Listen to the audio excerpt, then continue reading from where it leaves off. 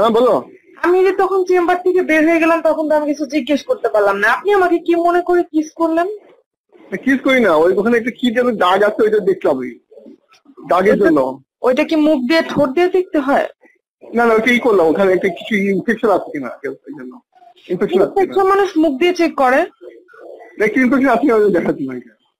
Uncle আমি খুব অবাক হইছি সরি আগে ওখানে ইনফেকশন আছে কিনা দেখার জন্য হঠাৎ করে। মানে আমি খুবই অবাক হইছি আঙ্কেল, আমি ভাবছি sorry, আপনি আমার uncle. বাবার বয়সের। সরি স্যার আগে আমি ইনফেকশন আছে কিনা ওটা আঙ্কেল, সরি আঙ্কেল। মানে আমার হাত পা স্টিল কাঁপতেছে আঙ্কেল, আমি আপনার বুঝতে পারবো সরি না। সরি আঙ্কেল, ওটা ইনফেকশন আছে ওর জন্য, সরি আঙ্কেল। ইনফেকশন আছে ওর জন্য। ইনফেকশন এভাবে দেয়? সরি আঙ্কেল, ওটা ইনফেকশন হবে। আপনি সরি মানে কি বলতেছেন? আমি আজ পর্যন্ত কোনো ডক্টর দেখি না যেভাবে মুখ দিয়ে চেক করে।